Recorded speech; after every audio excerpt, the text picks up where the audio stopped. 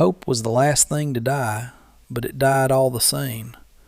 For Corbin, it had withered a month ago under the relentless glare of the summer sun, its ghost leaving the air in his lungs feeling thin and useless. It died in the empty space of the corral where 6 horses should have been, leaving behind nothing but trampled dust and the mocking scent of manure. The thieves had taken everything, not just the animals that were his livelihood, but the last frayed thread connecting him to a life that had made sense. They had taken Ghost, the pale gray mare with eyes like chips of winter sky, the last living thing he truly loved. His ranch, already a monument to loss after his wife and son were taken by fever 5 years prior, had become a tomb. Each day was a ritual of pointless motion, checking fences that enclosed nothing, cleaning a water trough for phantom animals, his hand reflexively going to the worn leather of his saddle horn, rubbing it smooth as he stared out at the indifferent, heat-shimmering plains. The land itself felt like an accusation, its vastness mirroring the hollow expanse inside him. The silence was the worst part. It was a physical presence, pressing in on him, amplifying the buzz of flies and the weary creak of the porch swing. It was the silence of a life that had run out of words, out of purpose. He was 35, but he felt ancient, weathered down to the bone by a grief so profound it had become part of his marrow. The townspeople of Redemption left him alone, their pity as sharp and unwelcome as their earlier suspicion. He was the man who had lost it all, a walking cautionary tale. He had stopped looking toward the horizon for a dust cloud, stopped listening for a familiar nicker on the wind. Hope was a fool's game, a currency he no longer possessed. The sun bled across the western sky, painting the unforgiving landscape in hues of orange and bruised purple, and Corbin felt nothing but the familiar ache of another day ending, another night of suffocating silence about to begin. He saw it first as a distortion in the air, a mirage dancing on the edge of his property where the dust met the sky. He blinked, rubbing his eyes, certain it was a trick of the heat in his own weary mind. But the shape solidified, slowly resolving itself from a wavering blur into the distinct silhouette of a rider on a horse. He stood, his heart giving a painful, unfamiliar lurch. It was just a traveler, he told himself, cutting across his land. But the gait of the horse. There was something in the steady, ground-eating stride that was achingly familiar. He squinted, his hand shielding his eyes from the setting sun's glare. The horse was gray, its coat catching the last light like polished silver. A cold dread, mingled with a wild, impossible surge of something he had forbidden himself to feel, washed over him. It couldn't be. Yet, the closer it came, the more certain he was. The proud set of the head, the dark points of the legs, the way it moved with a fluid grace that was etched into his memory. It was Ghost, his mare. The rider was small, a slight figure sitting atop the powerful animal.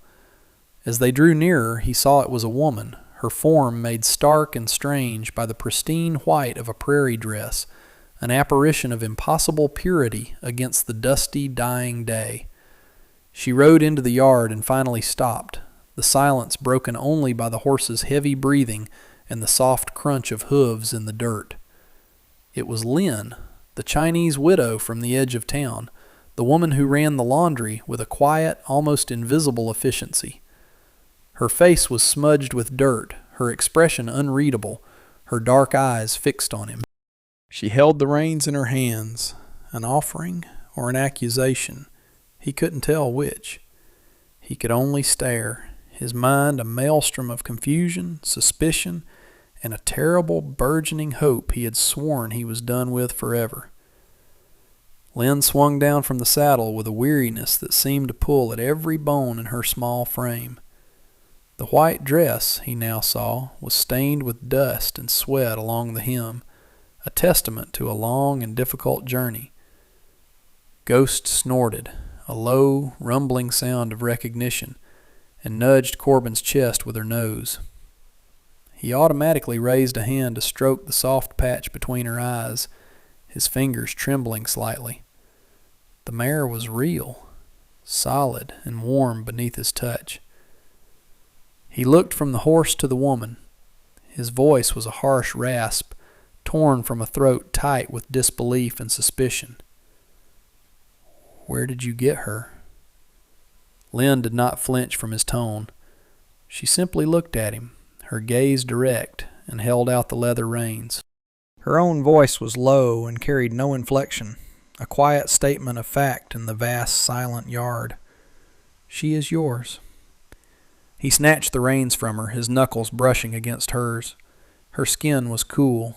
He ran his hands over Ghost's flank, checking for injuries, his touch both a caress and an inspection. The mare was thin, tired, but unharmed. She had been cared for. He turned his scrutiny back to Lynn. Her face was a mask of exhaustion, but beneath it he saw a sliver of something hard and unyielding, a core of tempered steel. The questions hammered inside his skull. How? Why? The thieves were brutal men. They wouldn't have just given up their prize. "How?" he demanded, his voice louder this time. She shook her head, a small, subtle motion. "It does not matter." He felt a surge of frustration. "It matters to me." She met his glare without blinking, her stillness a silent rebuke to his agitation. He saw a dark, crusted cut on her forearm, partially hidden by her sleeve. He saw the deep, bruised circles under her eyes.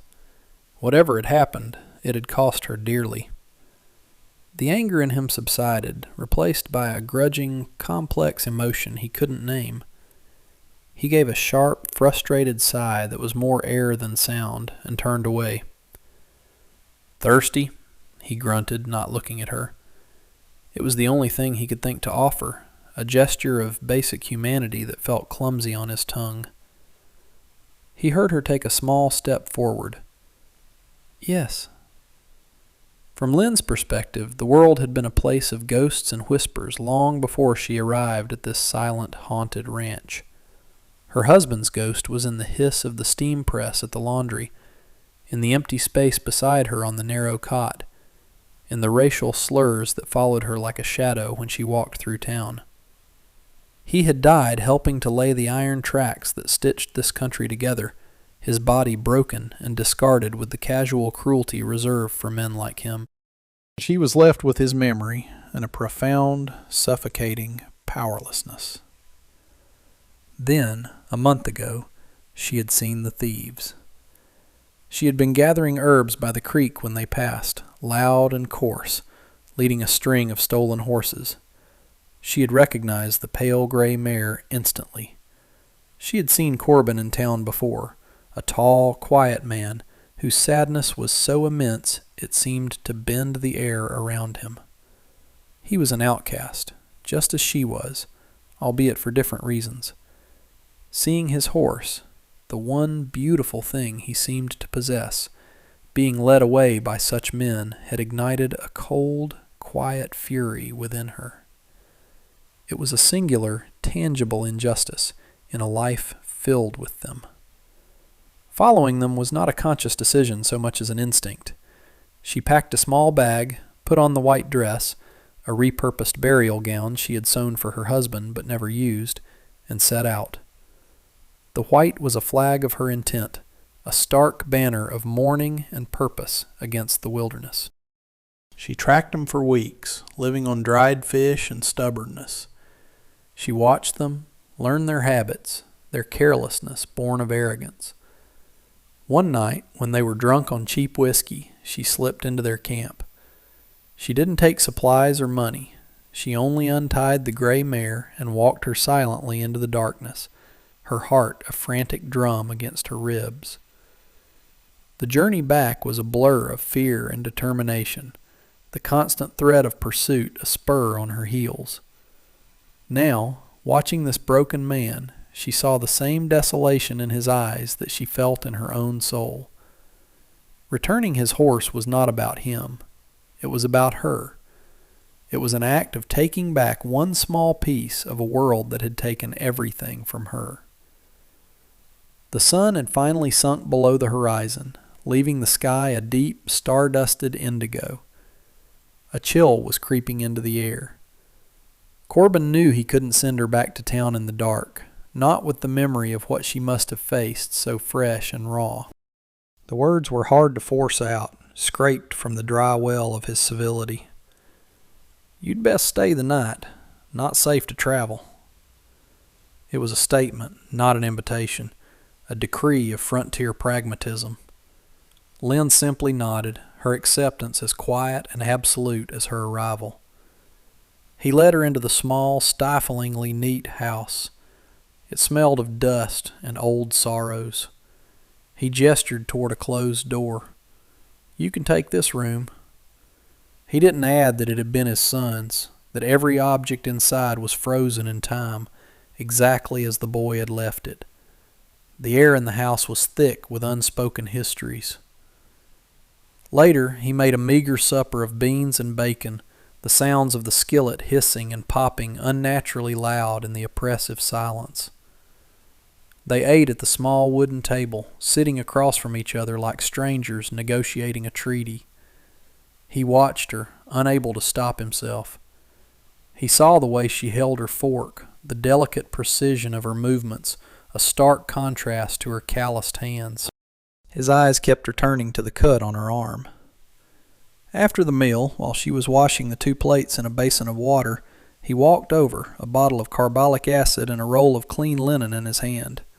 He didn't speak, just took her arm gently.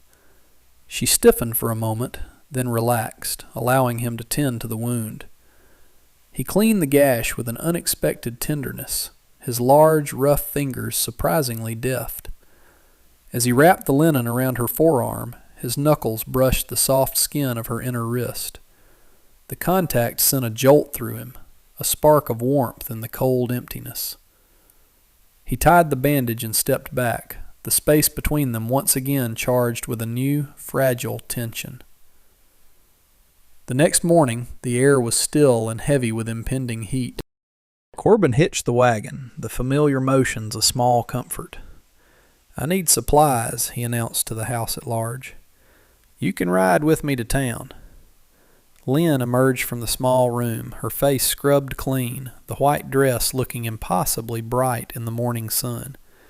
She carried no baggage, as if she had expected to continue on her journey. She simply nodded and climbed onto the wagon seat beside him. The ride to Redemption was a silent one, the only sounds the creak of the wagon wheels and the rhythmic clopping of the draft horses. When they pulled up in front of the general store, the town stopped. Faces appeared in windows. Men on the boardwalk paused their conversations. The sight of Corbin, the town recluse, with the mysterious Chinese widow sitting beside him, was a spectacle they couldn't ignore. Sheriff Brandt, a man whose authority came more from his gut than his badge, ambled over, his thumbs hooked in his belt. He nodded curtly at Corbin, his eyes lingering on Lynn with open suspicion. "Heard you got your mare back, Corbin." Corbin's jaw tightened. "She's back." Brandt spat a stream of tobacco juice near the wagon wheel. "Funny thing, a woman like that just happens to find a horse like that way out in the territories. Where'd the rest of 'em get to?" The implication was thick and ugly, poisoning the air. Corbin felt a hot, protective anger flare in his chest, an emotion so dormant he had forgotten its feel. He looked from Brandt's smug face to Lynn's impassive one. She stared straight ahead, as if she hadn't heard a word, but he saw the minute tightening of her hands in her lap. "She brought my horse back," Corbin said, his voice low and dangerous. "That's a damn sight more than you did, Sheriff." Brandt's eyes narrowed. "You watch your tone, and you watch your company."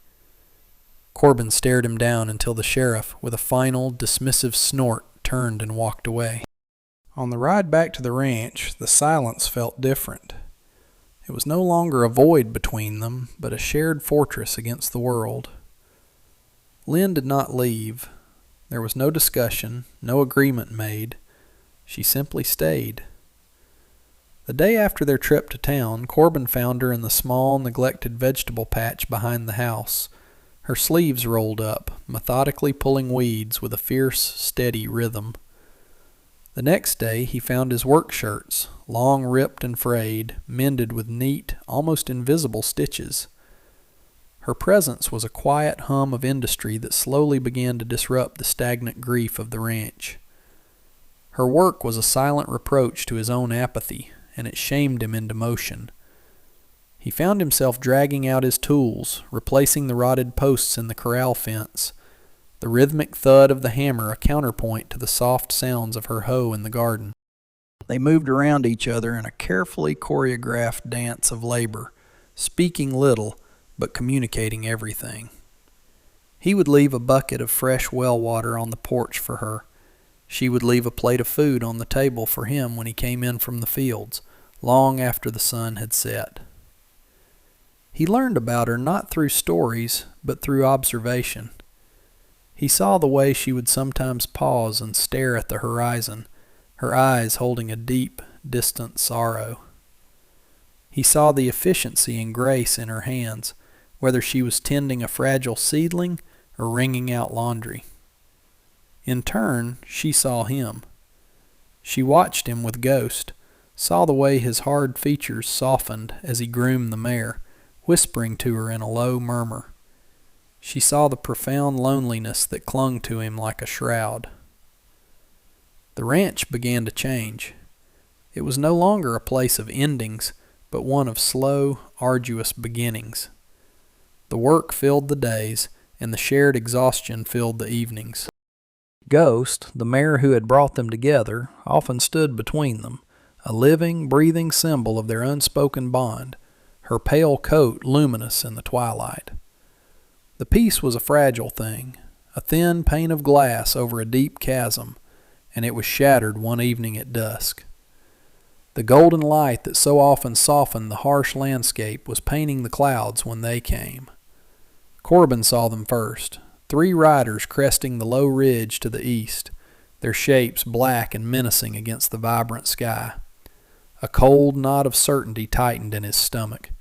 It was Finch and his men. He didn't have to be told. He knew it in his bones. They had come back for the horse and for the woman who had defied them. "Get inside," he said to Lynn, his voice a low, urgent command. "Bar the door." There was no time for questions. She saw the look on his face and moved instantly, her calm a steadying force against the sudden, violent intrusion of fear. The slow burn quiet of their lives erupted into chaos. A gunshot cracked through the evening air, splintering the top rail of the porch. Corbin was already inside, pulling his rifle from the pegs above the mantelpiece. The world narrowed to the small cabin, the smell of gunpowder, and the desperate, hammering beat of his own heart. Finch's voice, rough and full of cruel amusement, echoed from the yard. "Give us the horse, rancher, and send out the little thief. We just want to thank her proper." Another shot slammed into the cabin wall. It was not a heroic stand. It was clumsy, terrifying, and brutally real. Corbin fired back through the window, the recoil jarring his shoulder. He was not a gunslinger. He was a rancher fighting for the first thing that had mattered to him in 5 long years. He felt a presence beside him and saw Lynn, her face pale but resolute in the dim light, holding out a box of cartridges. She wasn't cowering in a corner. She was there, in the fight with him, her stillness a silent anchor in the storm of violence. He fought with a ferocity that stunned him, a primal rage directed not at the men outside, but at the world that had tried to take everything from him, again. The exchange of gunfire was short and vicious. A pained yell from the yard signaled a hit, followed by a string of curses. One of the thieves slumped over his saddle. Finch, enraged, unleashed a final, desperate volley at the cabin before they wheeled their horses and retreated into the gathering darkness, dragging their wounded companion with them. The sudden silence that fell was more jarring than the noise. It was a ringing, deafening void filled with the scent of spent powder and the sharp, metallic tang of fear. Corbin leaned against the wall, his breath coming in ragged gasps, the rifle heavy in his hands. The adrenaline began to recede, and with it came a searing pain in his left shoulder. He looked down and saw the dark stain spreading across his shirt. A bullet had grazed him, tearing through flesh and muscle. "You're hurt." Lynn's voice was steady, cutting through his daze. She was beside him in an instant, her hands already working to rip a strip of fabric from her white dress. She gently pushed him toward a chair. "Sit." He sank down, the strength draining from his limbs. In the flickering lamplight, her face was a study in calm capability. She cleaned the wound with water and carbolic acid, her touch firm and sure, her focus absolute. The shared violence had stripped away every last barrier between them, leaving them raw and exposed. As she worked, a lock of her dark hair fell across her face. Without thinking, he reached up with his good hand, not to touch her, but to gently tuck the stray strand behind her ear. His fingers brushed her temple. It was a gesture of profound, aching tenderness. She paused, her eyes meeting his. In their dark depths, he saw not fear, but an incredible, quiet strength that mirrored the very thing he had thought was lost in himself. The last of his defenses crumbled. "Thank you," he whispered, the two words carrying the weight of his returned horse, his defended home, his reawakened soul. Weeks turned into a month, and the violent memory of that evening faded, leaving behind not a scar, but a bond forged in fire. The ranch healed. Corbin's shoulder mended, and with each passing day, the new rhythm of their life felt less like a temporary arrangement and more like a permanent truth. The silence that had once been a suffocating blanket of grief was now a comfortable quiet, filled with the small sounds of a shared existence. The scrape of a chair, the clink of a spoon against a bowl, the soft thud of Lynn's footsteps on the porch. They had rebuilt the splintered porch rail together, the simple act of shared labor a metaphor for the slow mending of their own lives. The town of Redemption watched from a distance. The whispers and suspicion had not vanished entirely, but they had changed in character, morphing from scorn into a kind of grudging, myth-making awe. The story of the quiet rancher and the Chinese widow who had faced down horse thieves became a local legend, told in hushed tones at the saloon and the general store. They were no longer just two outcasts. They were a fortress of two, unassailable in their shared solitude. One evening, as summer began to soften into the promise of autumn, they stood on the porch, watching the sun dip below the hills. The sky was a masterpiece of soft pinks and deep purples, and the air was cool and clean. Ghost, the pale gray mare, grazed peacefully in the newly fenced corral, her coat gleaming like a pearl in the twilight. Corbin looked at Lynn, at the way the fading light caught the elegant line of her jaw and illuminated the quiet strength in her eyes.